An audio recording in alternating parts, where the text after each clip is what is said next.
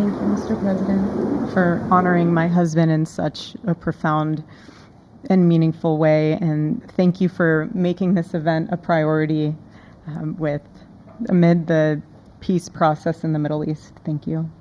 Very grateful. Charlie always admired your commitment to freedom, and that's something that both of you shared. So thank you. Your support of our family and the work that Charlie devoted his life to will be something I cherish forever. So thank you. To our gracious First Lady in her office for making this event possible. Thank you as well. It's beautiful. To Vice President and the lovely Usha fans, your friendship has been an unbelievable encouragement. Thank you.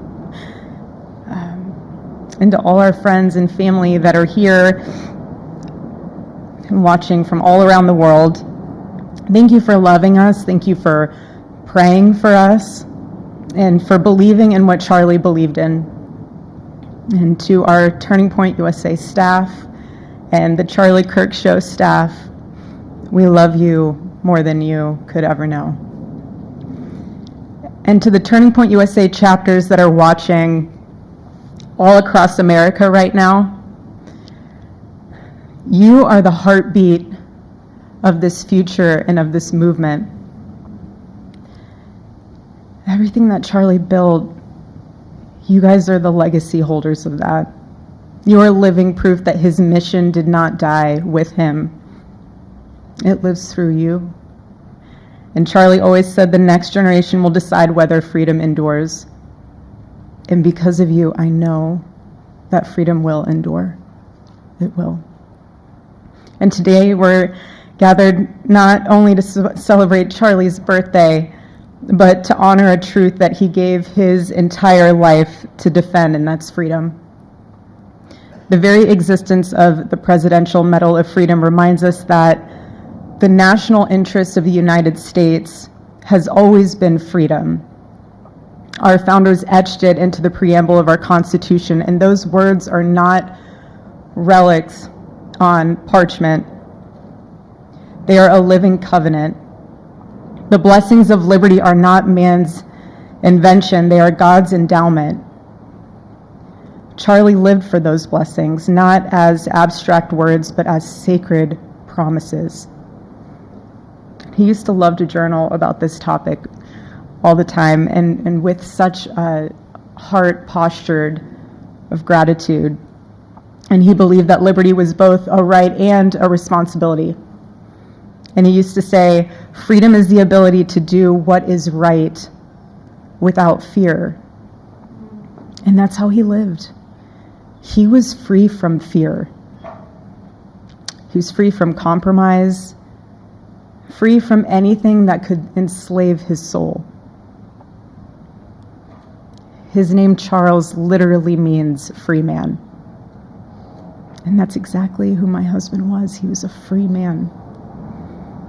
And from the time I met him, sitting across from him, being interviewed on politics and philosophy and theology, anything that Charlie loved, any topic he loved, and I just saw the fire in his soul, and there was this divine restlessness within him that came from knowing God placed him on this earth to protect something very, very sacred for all of us. And he never stopped fighting for people to experience freedom. He didn't. Charlie often said that without God, freedom becomes chaos. And he believed liberty could only survive when anchored to truth. And I remember in one of his speeches, he told the audience that the opposite of liberty isn't law. He said it's captivity. And that the freest people in the world are those whose hearts belong to Christ. But what's so powerful is that Charlie had the ability to communicate so brilliantly across all generations. And he reminded us that in a world that tells us freedom is doing whatever you want to do, the real freedom is the power to live freely and to do what is right.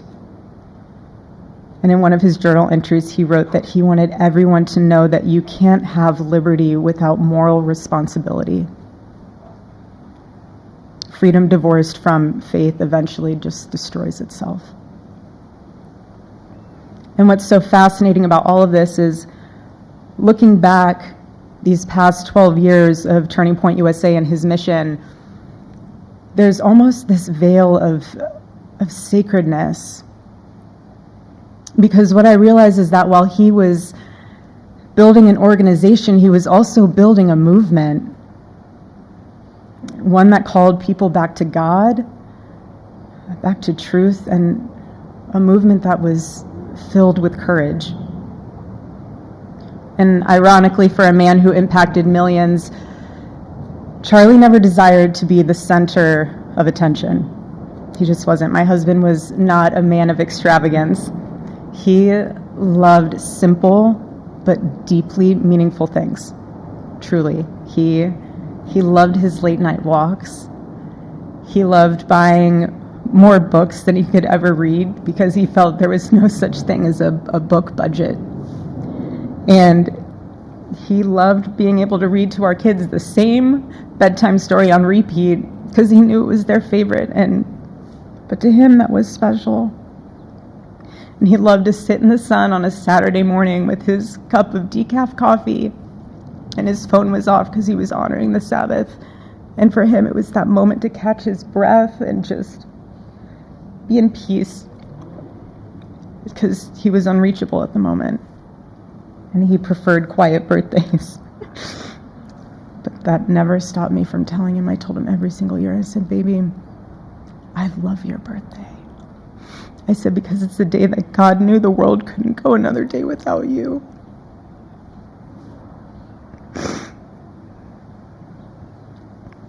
And so the rhythm of our usual birthday celebration for him was mint ice cream, mint chocolate chip ice cream. He only had it twice a year, on his birthday and 4th of July. It's just, and then after that, it was back to work as usual. But last year, his one birthday wish was to see the Oregon Ducks play the Ohio State. And they won. Oregon won that night. And it was by far one of the most memorable nights of his birthday experience of his life until today. And so, honestly, President Trump, I have spent 7.5 years trying to find the perfect birthday gift for Charlie. And it's so difficult. And those of you that have spouses or loved ones, you know how difficult it is sometimes to buy a gift for someone that you love, because he wasn't a materialistic man, so that also did not help. But now I can say with confidence, Mr. President, that you have given him the best birthday gift he could ever have. Thank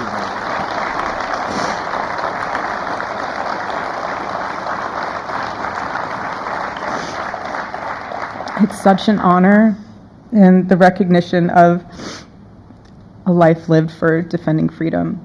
And that's what Charlie fought for until his last breath. And it was written across his chest in those final moments on one of his simple t-shirts that always carried a message, and this one bearing a single word, freedom. That was the banner over his life, and that shirt was a declaration. The same declaration he made in every speech, every campus visit, every time he shared the gospel at a church, every sleepless night that he would spend praying for the youth of this nation and planning for the future of our country, and just impressing upon them that when we defend liberty, we defend the soul of our nation. My husband never told anyone what to say. He never did. He never told anyone what to say. He would just encourage them to think. He would encourage them to think outside of the traditional political labels. He would want them to think in a way that was anchored in wisdom and truth. But he would never tell anyone what to say. Charlie wasn't content to simply admire freedom. He wanted to multiply it. He wanted to multiply freedom. He wanted young people to taste it and to understand it and defend it. He wanted them to see that liberty isn't self-indulgence, it's self-governance under God. He wanted them to see that. And every day I'd see him getting ready for work. He'd put on his cross necklace, he'd put his ring on his finger. And the boldness in his demeanor was always fearlessness. He wasn't afraid. He was never afraid. In his daily actions, whether in office or on campus or at a church, it was always without fear. That was his creed. That is how he lived out every single day. He didn't fear being slandered. He did not. He didn't fear losing friends, I can tell you that. He didn't. He didn't care. He stood for truth and stood for freedom, and he did not, everything else was just noise to him. And it's because his confidence in Christ was absolute. That's why. There was no limit to what he would have sacrificed to defend freedom for all. And if the moment had come, he probably would have run for president, but not out of ambition.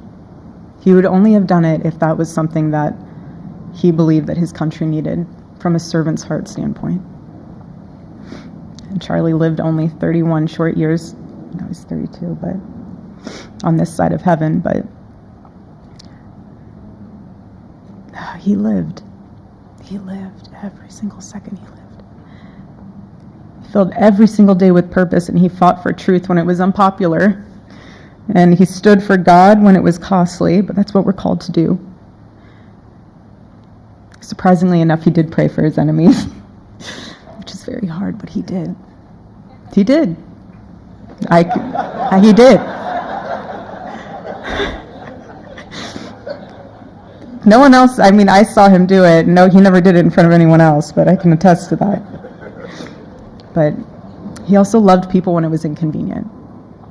And he ran his race with endurance, and he kept the faith. And now he wears the crown of a righteous martyr. And for me and for our children, the truth really steadies our grief, because heaven gained what earth could no longer contain. A free man made fully free. And to all watching, this is not a ceremony. This is a commissioning. And my message is simple. I want you to be the embodiment of this medal. I do. I want you to free yourself from fear. I want you to stand courageously in the truth. Listen for the still, small voice of God. And remember that while freedom is inherited in this country, each of us must be intentional stewards every single day. God began a mighty work through my husband, and I intend to see it through. And the torch is in our hands now. It's in mine, it's in yours, it's in all of yours. It's in all the students with Turning Point USA. And before I close, I'll share with you that I asked our daughter what she would like to say to Daddy for his birthday. Excuse me.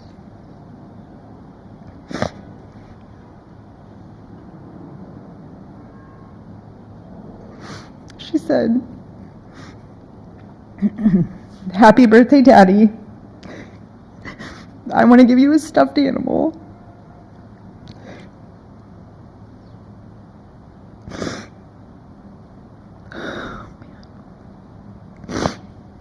I want you to eat a cupcake with ice cream, and I want you to go have a birthday surprise. I love you," is what she said. And while our son is precious, he can't yet speak, in classic Kirk family fashion, his actions spoke louder than his words, and his gift to you, Charlie, and myself for that matter, was deciding to become the man of the house and be fully potty trained at 16 months. But Charlie, baby, I know that you're celebrating in heaven today, but gosh, I miss you. We miss you, and we love you, and we promise we'll make you proud, and Charlie's life was proof that freedom is not a theory, it's a testimony. He showed us that liberty begins not in the halls of power, but in the man of a heart surrendered to God. And so today, as we honor Charlie with this incredible Presidential Medal of Freedom on his birthday, I stand here with tears and just a humbled heart and spirit, because his story reminds us all that to live free is the greatest gift, but to die free is the greatest victory. Happy birthday, my Charlie. Happy Freedom Day. God bless you.